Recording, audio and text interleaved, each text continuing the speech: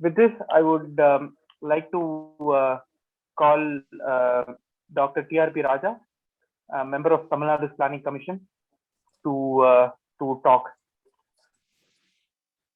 Yes, sir, please go ahead. Vanakkam to one and all. To my very esteemed colleague in the TN Assembly, my beloved Anna, my brother, our finance minister. I owe him a lot. I've learned a lot from him over the past few years, and I'm always in awe of his comprehensive knowledge of things and his execution of work at the workplace. And he's already created a new way of working at the TN Assembly and the TN government already.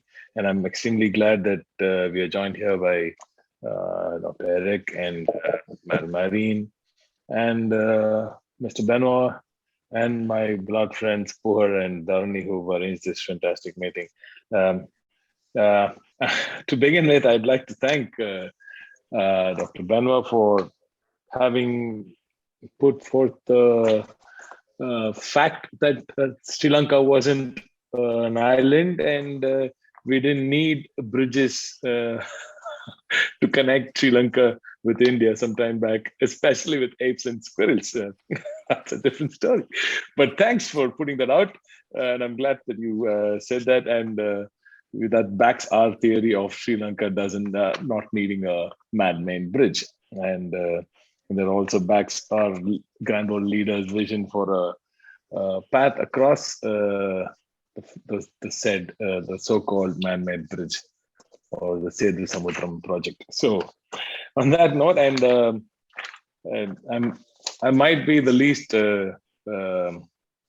influential or well-versed person on this panel, but I do have come with a lot of commitment to give a lot for the state of Tamil Nadu. And this Tamil Nadu Assembly has a lot of green fingers, I should tell you, with starting from our Chief Minister, தலைவர் Stalin, தலைவர் MKS has and our grand old leader, the late Kalaignar, has a very well-known green finger, and we're all environmentally extremely conscious, and our leadership has been extremely helpful and has always pushed for a very green Tamil Nadu, so to put that forward. I would like to be brief on what we are doing at the TN plan or the Planning Commission in Tamil Nadu. We can't divulge much, but yes, I can tell you what we think of is the right path for Tamil Nadu in the coming days. I would just like to highlight a few things that we've all spoken already. I wouldn't want to go into details because I'm sure we're already running out of time. So to get to net zero, as our Prime Minister has already given a huge promise, doable or not is very debatable. But as PTR has very clearly put it, Tamil Nadu and the Dravidian principle gives us a 20-30 year head start. So our goal, if India should reach it by 2070, as the Prime Minister puts it, and as Mr. Erik has rightly said, even given a long life, that doesn't look possible right now with the given scenario. But our Prime Minister is very positive about it, so let that be. But yes, as PTR has said, our aim in Tamil Nadu, being Tamil Nadu, and having grown at this pace with a good knowledge of Dravidian principles, with the backing of Dravidian principles, I think our biggest our target should be somewhere around the 2050 or 2045 mark, and I think it is achievable with brilliant minds at the top right now, with a fantastic government in place, a chief minister who's as I said, has a green finger himself, and a very environmentally conscious team of people around him.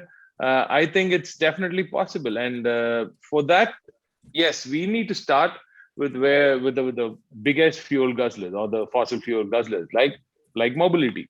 And Tamil Nadu is the biggest auto market. You know, it was once Chennai was the Detroit of India, and we manufacture, and we also purchase a lot of automobiles, and we are I think probably the biggest, I think second the biggest automobile users in India, second biggest automobile users in India, and our shift from fossil fuel usage to say e-vehicles or hydrogen fuel vehicles would be a huge boon for the nation as such. And in 2016, I was the first person to push for the new e-vehicle policy in the Tamil Nadu Assembly, but then the then regime had little understanding of it. And in 2019, we had the first EV policy for Tamil Nadu out. But if you look at it, and I'm sure most of us will agree that it leaves a lot needing, and I've already gone through it, and there's a lot of holes to pick. There's a lot of holes, and I think it didn't have the foresight to cover a lot of areas in the e-vehicle policy. So the TN plan, that's the Tamil Nadu Planning Commission, is already revisiting the e-vehicle policy. That I think would be a huge step to move towards e-mobility, again, cutting emissions. There, we're revisiting the policy as such. Charging infra is being revisited.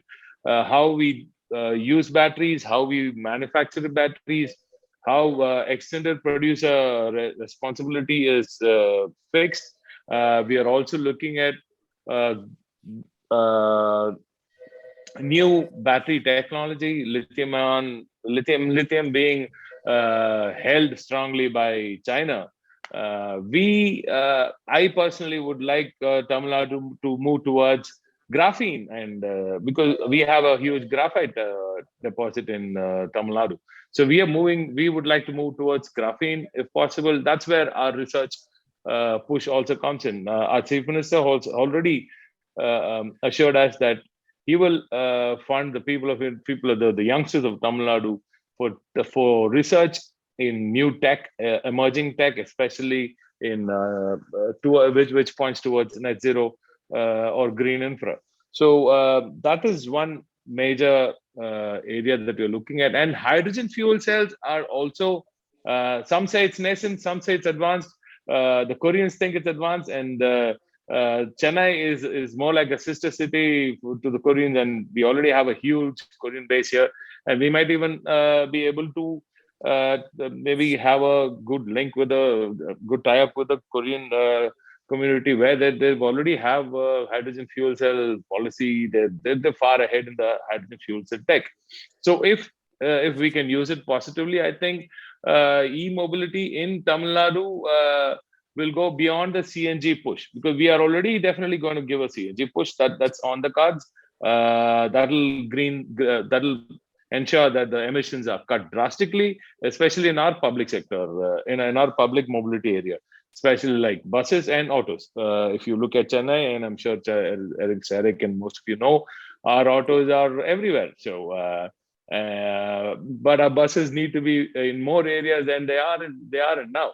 So public mobility, as you said, and we are, I think, we are one of the highest users of two-wheelers.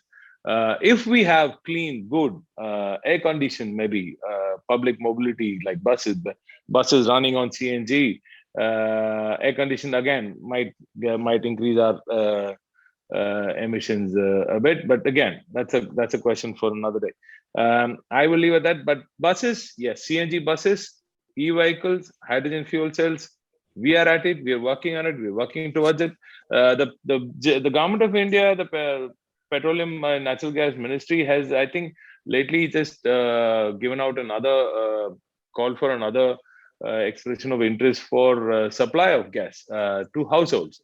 To households, so that will also connect every fuel station with CNG. So that is another step, but the government of India has been pretty slow on that. but I hope our government pushes it. I'm sure our government will give it a good push, and we might have good connectivity to every fuel station with CNG, which will ensure that we have a trust to buy more CNG vehicles. And every fuel station, as far as I'm concerned, many of us in the planning commission are concerned, must already start at looking at charging infra. And we are looking at it, and charging infra, as I said, with the new policy reboot, we will give a big push for green charging infra, which the charging infra with charging stations with renewable energy backed up to it. So that's as far as mobility is concerned. As a renewable energy, we are far ahead. Tamil Nadu is number one, questionably, with Karnataka also quite close to our numbers. We are doing about 15,500 plus meg, and our target, our chief minister has already given us a target for about 18,000 meg in the next 10 years alone. We have about 4,500 meg of solar. Our electricity, our EB minister has already indicated that we will be looking at a large land bank for new solar parks. Our very own PTR has already, our finance minister has already announced on the floor of the assembly that 18,000 megawatts would be our target for renewable energy in the near future. Our TN guidance, which guides new investors into Tamil Nadu, has already has a good list of people looking at land banks for solar and wind energy. Wind energy, Tamil Nadu is already a leader in wind energy. As all of you know, we have extremely good capacity to produce wind energy equipment. We have the know-how. We have good educated youth. The jobs are already there. The expertise is already there. And wind is a questionable area. For me personally, I'm not a big fan of wind, especially onshore. Offshore, maybe, even their questions are raised, but onshore, our winds haven't been favorable when needed. So that's where the grid connectivity comes into picture. When the wind blows, we don't have a demand. And when the wind blows, we are not able to store it. So there again, you come back to the storage problem. And we are revisiting that also. Again, as I said, storage, green storage is key for long-term green energy prospects. So we are looking at that at the Planning Commission. We're looking at ways to go around it. We are looking at ways to wheel wind energy to other states, to other customers, when we can, maybe extend energy. So there, and we also have our chief minister has already had I think 2 rounds of our chief minister's team. Our officers have already had 2 rounds of meetings with some Dutch companies for offshore energy, also offshore wind. Tamil Nadu has, I think, about 13% of India's entire coastline is in Tamil Nadu. But that doesn't mean that we can have wind farms all over the coast. There are questions being raised by the fishing community, the fishermen community. There are ecologically extremely sensitive zones. Yes, it's doable, but where, when, and how needs to be very clearly laid out. And that, I think, we are working on it. We have fantastic experts working on offshore wind already, and we are looking at capitalizing on our the huge coast that we already have.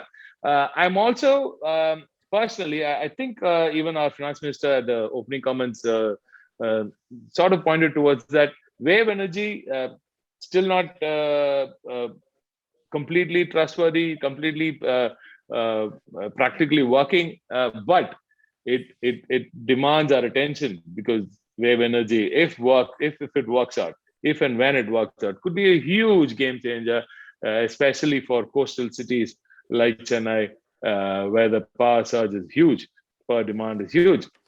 As far as conventional fossil fuel and our policy towards that is concerned, I think we will look at a no coal policy pretty soon. Once, of course, when we are entirely self-sufficient and if possible surplus with solar and wind and other renewable energy, I think we'll have a good, a very early no coal policy set from the rest of India. Yes, and no nuclear is very personal to me. This is me talking. No nuclear is where I want to head, and we want our state and the country to head, because whatever said and done, end of the day, decommissioning it and handling nuclear waste is a huge, huge issue, and we don't want to be going that way. And I think we will be weaning away from whatever nuclear that we already have as soon as possible, and that would be our target for in the energy sector. If you look at sequestration, that is key for net zero again.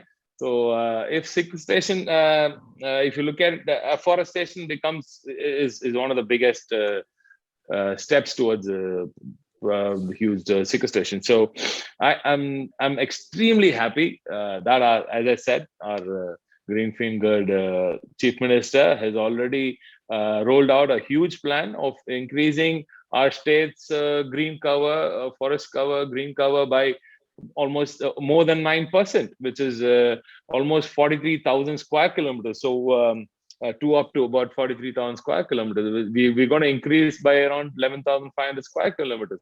So once done, our green cover will be bigger than the country, bigger than Netherlands or Switzerland or Denmark maybe, and twice the size of Israel, if I'm right. So that's where we are. That's what we are working towards in the afforestation area. Again, funding. We have a target of about 5,000 hectares for this year and 5,000 hectares for next year. We're low on funds. Yes, we are low on funds. The COVID has taken a huge hit. Past governance has also not helped us. So yes, funding. I'll come back. I'll go right to funding at the last stage. So that is a hurdle, but yes, we are giving it a push, and I'm sure we'll achieve it. As our PTR runners also said, our greening mission, we have a special purpose vehicle. I think even Dharani pointed to it.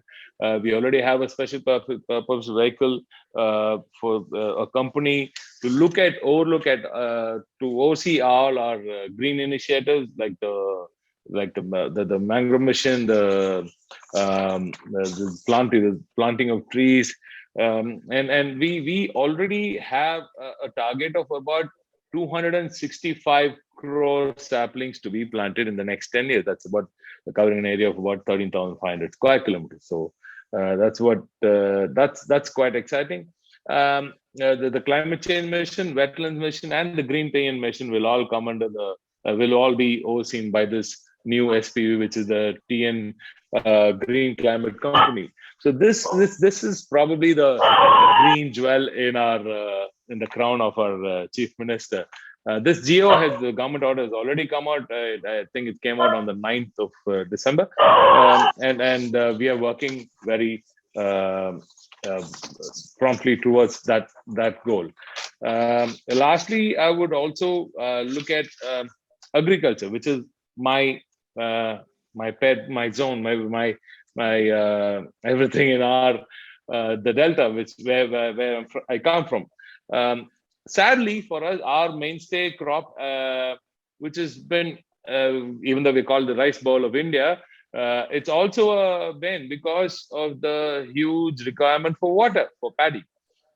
Paddy is the biggest crop in the Delta, and probably all over in the state of Tamil Nadu too, closely followed by, say, coconuts and sugarcane. Sugarcane has already come down drastically, but paddy, which is hugely water intrinsic,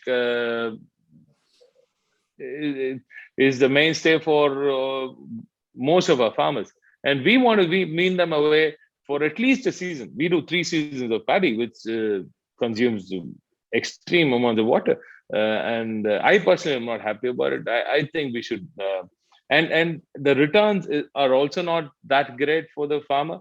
The farmer doesn't earn what he should for the kind of energy that he puts onto the field. and it also depletes our water. So water management, I think, is also part of the net zero economy. If you look at the huge amounts of pumping and the energy, especially required to pump groundwater out, which again is hugely been mismanaged. It's terrible. So when I think our energy producer, the Tandetco, has undergone huge losses. TNEB has undergone huge losses only because of the demand for agri water. So that weaning away farmers from water intensive crop will, in end of the day, help us too. Uh, so that is something which we are also very keenly watching, keenly interested in getting our farmers away from, and that would include drip irrigation and other forms of managed irrigation, desilting of waterways, which our CM has already done a fantastic job with, has helped our farmers get water at the right time. So the requirement for groundwater has gone down a little bit this year, at least. And then finally, with on the agri topic, uh, E10 ethanol blending was another major push which the government of India harped about, and I don't think they've reached anywhere yet. By 2022, they had a target for E20 and E10 and E20 ethanol blending, but I don't think we are anywhere close to that. That's because of the lack of enough cane and um, um, other sources of ethanol, which is just not taking off. So right now we are extremely careful with cane because again it's water intrinsic crop, and it hasn't yielded much benefits. So we're balancing that act there. Finally, for funds, for everything that we need to do, everything that we are pushing for in Tamil Nadu, everything that we are trying to embrace, we're trying to embrace green tech. Trying to go away from. We're trying to reduce emission. I would personally like to see people, embracing greener tech, greener sources of energy, and if we need to incentivize all that. If you remember, in Paris, we pushed for 100 billion from the developed nations, and nothing came out of it. I don't think much came out of it. And in Glasgow, our prime minister has asked for $1 trillion. I don't think that's going to come out too. But at least if some of it comes out, if some of it comes up, yes, we would. Tamil Nadu will look at using those funds in the right way, in the right method, in the right direction to ensure net zero. And we would definitely like to get some help in getting those funds, and to get those funds as I think Mr. Erik or Mr. Benoit spoke about it. Digitalization is our biggest strength, and our finance minister, Mr. PTR, is one of the biggest flag bearers for digital Tamil Nadu, and he wants open data. Open data helps governance, helps people respect governance, people trust governance, and it's just better, easy governance for when data is open. And assimilation of data is very bad right now.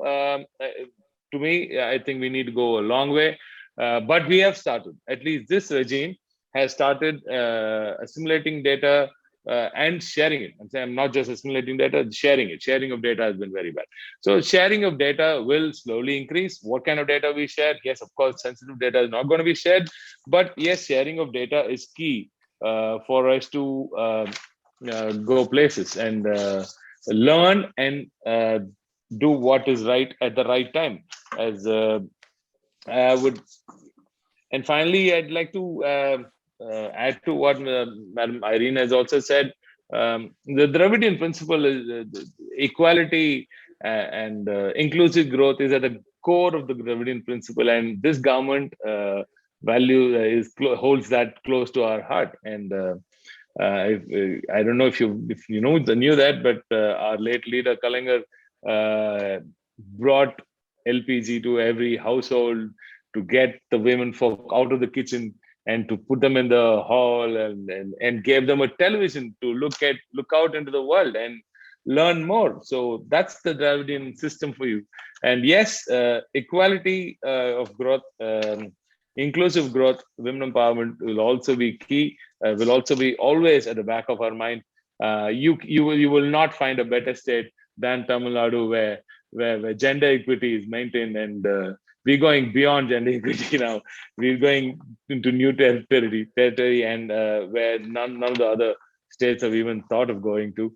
And as I said, for all this to happen, funding is key. And yes, the kind of funds that we're looking for is huge, and it'll be used in the right pattern, right way. TN has always been one of the most trusted states in the country, and I think getting funds is not the problem. I mean, using the funds properly is not the problem, and getting funds will not be a problem, given now that we are pushing for open data, and I think the trust is only going to grow. I don't know if I've missed out a few points on one of the panelists here, but if you have any questions, I'll definitely be able to answer those, and we'll. I also do have a few questions. Maybe once the other members have started questioning and finish their questions, I will also add on. So TN is the most trusted, stable government, investor, and environmental friendly, people friendly state in the country. So I would like to welcome all of you to Tamil Nadu. Bring in all the investment that you can. We'll make sure that it's all done in the eco-friendly, environmental friendly, net zero way. Thank you. Thank you for your very, very passionate speech and presentation.